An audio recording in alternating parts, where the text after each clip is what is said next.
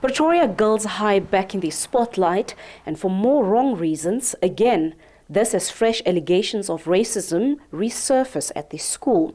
Several learners are implicated in a whites-only WhatsApp group that's allegedly filled with racial innuendo. This has led to the suspension of 12 learners at the school. Many learners left anxious and confused. I feel disappointed, this is very sad, I never knew, it's very sad, the situation. It makes us want to cry. It's painful to see what we are going through. I get it, guys. Yeah. Right now, we are all in uncomfortable positions, both white, black, and Indian, and all races are in an uncomfortable position. Because right now, we are in the midst of suspension, all the sanctions happening, but we don't know what's actually happening as of right now. So we don't know. It's not the first time that Pretoria Girls High makes headlines linked to racism. In 2016, several learners staged protests at the school over discrimination against black hair. A parent at the school says despite interventions then, seemingly not much has changed. I blame the Department of Education because they are just reacting. They are reacting every year to allegations of racism, and this thing is going to be swept under the carpet. Nothing is going to happen. Next year, the same thing is going to happen again. What would satisfy you as a parent? Let them come with policies which will tackle issues of racism. The policies that were implemented after the hair protests, was that not enough? No, it was not enough because I don't think even that policy is being taken serious, because despite that policies, our daughters are still subjected to the very same issues of racism regarding their hair. A former learner who matriculated last year says the tensions at the school are not necessarily linked to racism, but rather a continued struggle to find proper guidelines that can accommodate everyone fairly.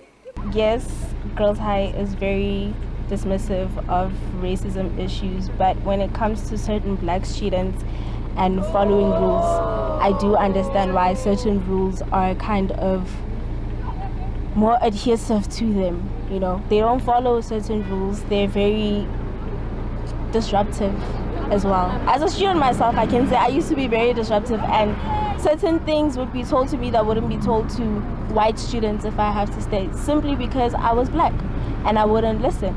And I feel like that's a lot of the things that they do as students. For example, if I have to give, we were not allowed to dye our hair in school.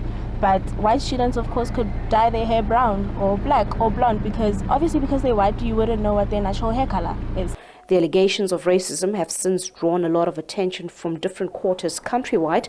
Even Save South Africa has weighed in. We expected that the solution or the remedy they came with previously will be able to combat this thing from occurring.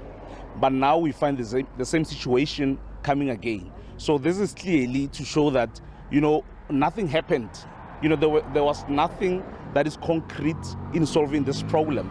Double standards for different races and selective applications of the school's code of conduct are just some of the complaints. Gauteng Education is adamant that these are fresh allegations and have no link to the 2016 issues. We understand that the code of conduct, when it's enforced, it looks like it's harsher on the black learners than when it is on the white learners. So it's something new that it was never an allegation at that time.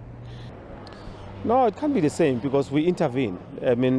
And any intervention cannot be saying it's not enough, because now we're going to be coming and putting an emphasis on what we did.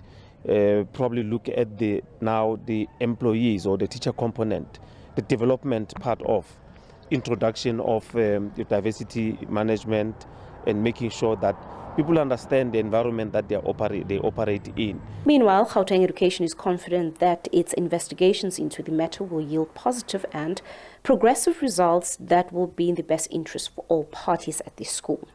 Patricia Fasage, SABC News in Pretoria.